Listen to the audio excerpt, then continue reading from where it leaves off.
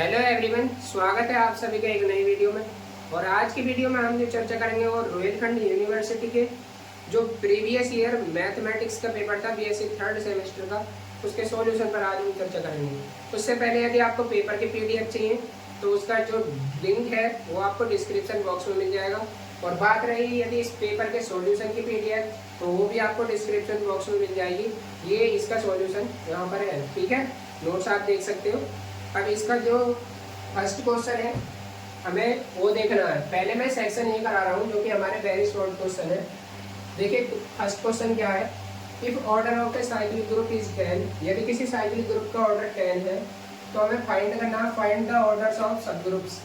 तो इसके जितने भी सब ग्रुप्स होंगे हमें उनका ऑर्डर फाइंड करना है। तो देखिए इसके सॉल्यूशन पर चर्चा करते हैं हम। सॉल्यूशन देखिए कैसे करेंगे।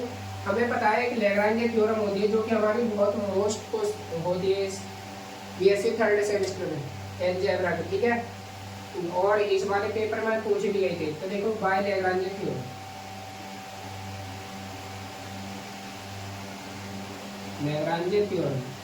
लैग्रांज थ्योरम क्या कहते हैं। देखो स्टेटमेंट जो है इसका मैं आपको ऑरली बता दूंगा, आप लिख लेना।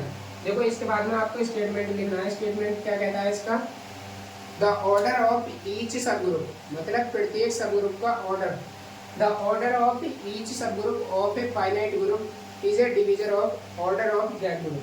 मतलब देखिए मैंने क्या कहा, यदि किसी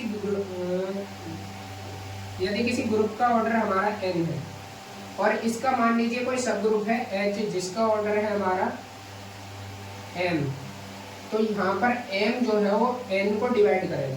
मतलब यदि हम n को m से डिवाइड करें तो हमें एक इंटीजर मिलेगा। ये हमारी लैग्रेंज थ्योरम का जो है स्टेटमेंट है, ठीक है।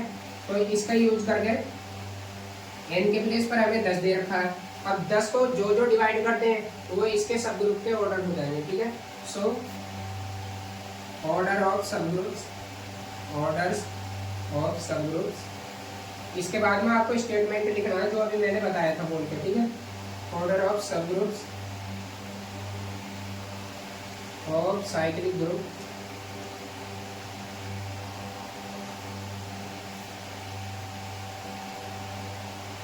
Of order 10। देखिए क्योंकि अलजेब्रा तो थ्योरी लिखनी कंपलसरी है। क्या क्या हो जाएंगे, देखिए 10 के डिवीजर हो जाएंगे, तो हो जाएंगे 1 2 और एक हो जाएगा 5 और 10। ये हमारे सब ग्रुप के ऑर्डर हो जाएंगे, ठीक है। तो ये हमारे 4 आएंगे। अब ये निकालते कैसे हैं, कितने आएंगे, वो हमारे टो फंक्शन से निकलते हैं। तो 10 की वैल्यू निकालनी है। तो देखो 10 को लिख सकते हैं हम 2 × 5, मतलब 2 की पावर 1 और 5 की पावर भी 1 और 1 + 1 हो जाएगा 2 × 2। यानी इसके 10 के जो डिवीजर आएंगे पॉजिटिव वो हमारे 10 आएंगे, ठीक है। तो ये हमारे फर्स्ट क्वेश्चन का सॉल्यूशन हो जाएगा। उसके बाद में सेकंड क्वेश्चन को करते हैं। मैं इसको रख कर दे रहा हूँ, ठीक है। हमारा सेकंड क्वेश्चन है, what is the meaning of transposition. Transposition का क्या मतलब है। तो देखिए ये हमारे परम्यूटेशन वाले चैप्टर में मिलेगा आपको। A cycle of length 2, a cycle of length 2 is called transposition, ठीक है। एग्जाम्पल की बात करें हम तो एग्जाम्पल देखो 1 2, इसको हम इस प्रकार से लिख सकते हैं 1 गया 2 पर, और 2 की जो इमेज है वो है हमारी 1, यानी 1 की इमेज 2 है और 2 की इमेज 1 है। तो इसकी जो साइकिल हो जाएगी वो हमारी 2 हो जाएगी। देखो 1 2 पे जा रहा है और 2 1 पे जा रहा है, बस 2। उसके बाद में और एग्जाम्पल लिख सकते हो 1 3 1 4, ये आप लिख सकते हो। बीच में जो है वो 2 ऊपर जाएगा, यानी 2 की इमेज 2 हो जाएगी, ये हमारे कॉन्स्टेंट हो जाएगी, ठीक है। ये इसके एग्जाम्पल हो जाएंगे 1 2 3, ये हमारे 3 इसके एग्जाम्पल हो जाएंगे। उसके बाद में मैं नेक्स्ट क्वेश्चन लिख लेता हूँ। तो यह नेक्स्ट क्वेश्चन जो है आप ऐसे ही देख लें। चलो मैं लिख देता हूँ क्योंकि वरना टाइम लगेगा। देखिए हमारे नेक्स्ट क्वेश्चन है, थर्ड क्वेश्चन है हमारा, if kernel of homomorphism is singleton then does it mean. यदि होमोमॉर्फिज्म का जो कर्नेल है वो हमारे सिंगलेटन है तो इसका क्या मतलब है। देखिए हमारी थ्योरम होती है, इसका क्या मतलब है। आपको इसका सॉल्यूशन इस टाइप से लिखना है। देखो कुछ तो इसमें से लिखना है क्वेश्चन में से, if kernel of homomorphism is singular then it means that homomorphism is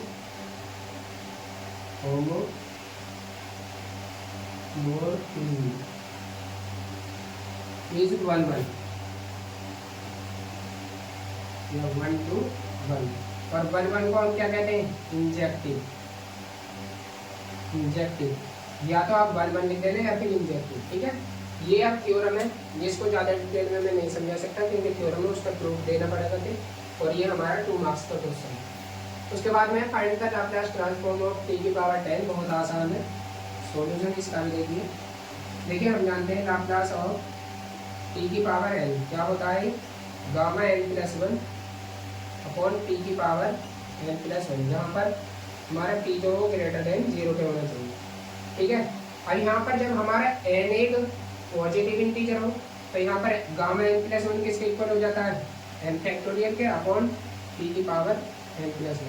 अब यहाँ पर n के प्लेस पर कितना है, t की पावर 10, यानी लाप्लास ऑफ n के प्लेस पर 10 t की पावर 10 कितना हो जाएगा, गामा n+1, यानी कि गामा 10+1, मैं डायरेक्ट लिख रहा हूँ, ये हो जाएगा 10 फैक्टोरियल क्योंकि n के प्लेस पर 10 है, और t की पावर n के प्लेस पर 10 पुट करोगे तो ये हो जाएगा 10+1 यानी कि 11, जहाँ पर हमारा t जो ग्रेटर देन 0 के होना चाहिए, ठीक है।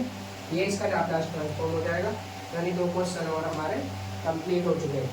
अब आगे जो क्वेश्चन है उसे देखते हैं, what do you understand by Fourier series. तो देखिए पहले हमें फूरियर सीरीज का फॉर्मूला पता है, उससे ही हम सब कुछ लिखेंगे, ठीक है। फूरियर सीरीज क्या होती है, f(x) = समीशन, देखो वैसे तो स्टार्ट यहाँ से होती है n = 0 to इनफाइनाइट, और यहाँ पर होता है an cos nx plus bn sin nx, ठीक है। यही तो होती है हमारी फूरियर सीरीज। अब यहाँ पर जब n के प्लेस पर 0 पुट करते हैं तो साइन 0 की वैल्यू तो 0 होती है, या फिर बाकी मेन जो फूरियर सीरीज का जो फॉर्मूला है वो हमारा ये है, ठीक है। तो यहाँ से हम क्या लिखेंगे, Fourier series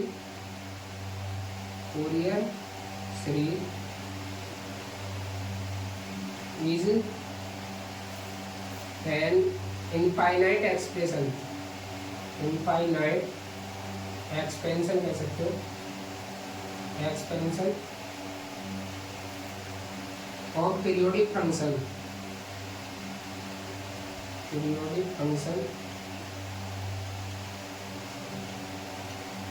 in terms of sine और साइन एंड कोसाइन, और की जगह एंड आएगा क्योंकि अब देखो इसे समझते हैं।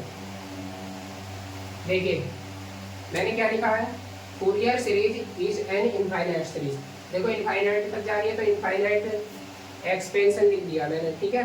जब आप इसमें n के प्लेस पर वैल्यू पुट करोगे तो ये एक्सपेंशन ही तो बन जाएगा, is an infinite expansion of periodic function. किसका है ये, पीरियोडिक फंक्शन का है। किसकी टर्म में, देखो यहाँ पर an और bn तो हमारे कांस्टेंट है, बस साइन और कोसाइन की, यहाँ पर साइन है और यहाँ पर कोस है, यानी साइन और कोसाइन के फॉर्म में हमारा एक एक्सपेंशन है। कैसा एक्सपेंशन, इनफाइनाइट एक्सपेंशन, ठीक है। अब जो नेक्स्ट क्वेश्चन है मैं उन्हें लिख लेता हूँ, उसके बाद में फिर से वीडियो को कंटिन्यू करेंगे, ठीक है। देखिए हमारा नेक्स्ट क्वेश्चन है, discuss even and odd permutation. Even और ऑड परम्यूटेशन क्या होते हैं उनको हमें डिफाइन करना है। तो पहले हम हेडिंग डालते हैं इवन परम्यूटेशन।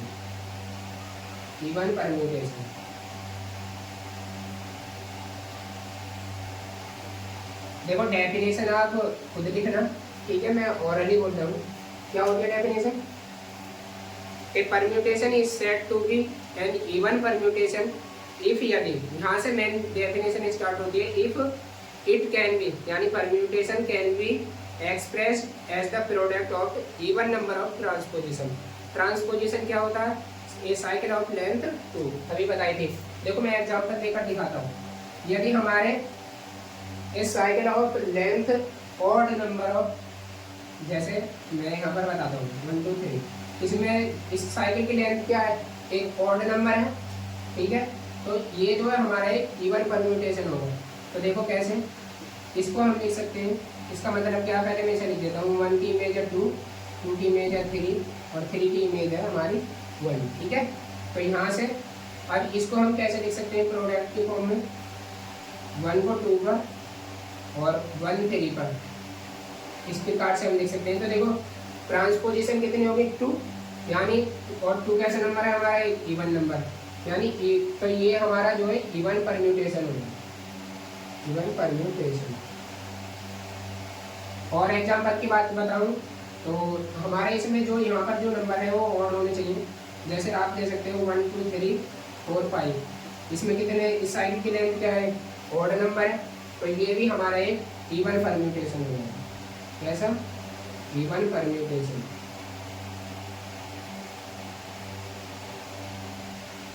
अब ऑड परम्यूटेशन की डेफिनेशन कैसे लिखोगे, a permutation is said to be an odd permutation if it can be expressed as the product of odd number of transposition के जो नंबर होने चाहिए वो हमारे ऑड होने चाहिए। जैसे इसमें यहाँ पर ट्रांसपोजिशन के नंबर कितने थे, इवन थे, इसमें हमारे 4 आ जाएंगे। देखो इसको लिख सकते हैं हम 1 2 पर गया और 1 3 पर और 1 4 पर और 1 5, ठीक है, 1 2 3 4, और ये 4 हमारे क्या होता है, एक इवन नंबर होता है। तो ये हमारे इवन नंबर ऑफ ट्रांसपोजिशन हो जाएंगे।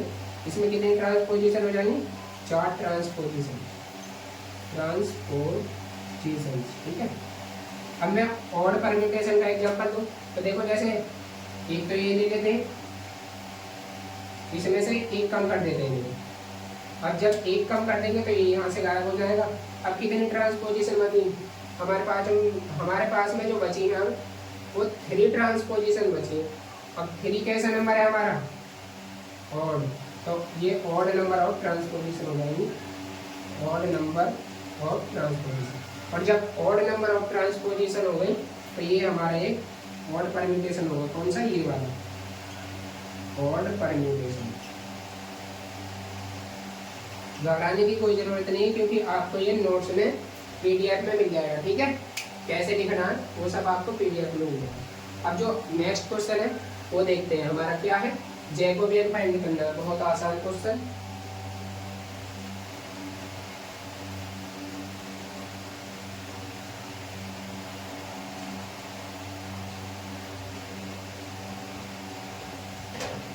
देखिए पहले हमें इसका मतलब पता होना चाहिए, Jacobian of X Y with respect to R theta, ये किसके इक्वल होता है। वैसे तो जैकोबियन क्या होता है, डिटर्मिनेंट वैल्यू होती है।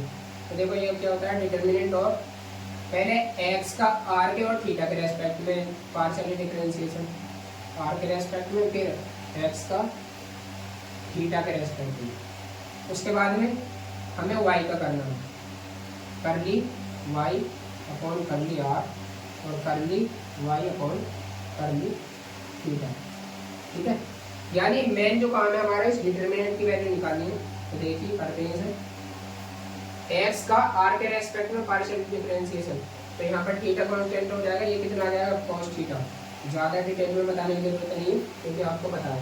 अब एक्स का थीटा के रेस्पेक्ट में, तो cos थीटा का डिफरेंशिएशन साइन थीटा माइनस का साइन थीटा, तो माइनस मैंने भाग ले लिया और ये हो जाएगा माइनस का आर साइन थीटा। अब वाई का करना है आर के रेस्पेक्ट में, तो यहाँ से बचेगा साइन थीटा, और अब इसका थीटा के रेस्पेक्ट में तो हो जाएगा आर cos थीटा, ठीक है। अब इसका जो डिटरमिनेंट है हमें वो निकालना है। कैसे, इसकी क्रॉस मल्टीप्लाई, इसकी क्रॉस मल्टीप्लाई। आर तो हमारा है ही cos थीटा और cos theta cos square theta minus, और एक माइनस यहाँ पर रहते हो जाएगा प्लस, आर हमारा है ही, और साइन थीटा और sine theta sine square theta. अब यहाँ से आर कॉमन कर देंगे तो sine square theta plus cos square theta 1 हो जाएगा, यानी R cos square theta plus sine square theta और इसकी वैल्यू कितनी हो जाएगी 1, यानी r इंटू 1 हमारा जो आंसर आ जाएगा वो r आंसर हो जाएगा। ठीक है, अब जो नेक्स्ट क्वेश्चन है 2 और बचे हैं, उन्हें और लिख लेता हूँ मैं, उसके बाद में हमारे जो वेरी शॉर्ट क्वेश्चन है वो फिनिश हो जाएंगे। ठीक है, देखिए हमारा नेक्स्ट क्वेश्चन है state fundamental theorem of homomorphism. Homomorphism की जो फंडामेंटल थ्योरम है उसको हमें स्टेट करना है, यानी केवल उसका स्टेटमेंट करना है, उसका प्रूफ हमें नहीं करना। ठीक है, तभी आप प्रूफ करके आ जाओ। और यदि आपसे प्रूफ पूछा जाए, क्योंकि हो सकता है हर बार ये तो नहीं आ सकता कि स्टेटमेंट ही आए, तो इसका जो प्रूफ है वो आप खुद कर लेना, क्योंकि बुक में आपको मिल जाएगा। अब देखो इसका ये क्या स्टेट क्या करती है ये थ्योरम, क्योंकि स्टेट दैट, ये स्टेट करती है every homomorphic image of a group G is isomorphic to some cosine group. ठीक है, ये इसका स्टेटमेंट हो जाएगा और इतना ही आपको लिखना है। ठीक है, आपको एक क्वेश्चन और करना है, लाप्लास ऑफ e की पावर 5t।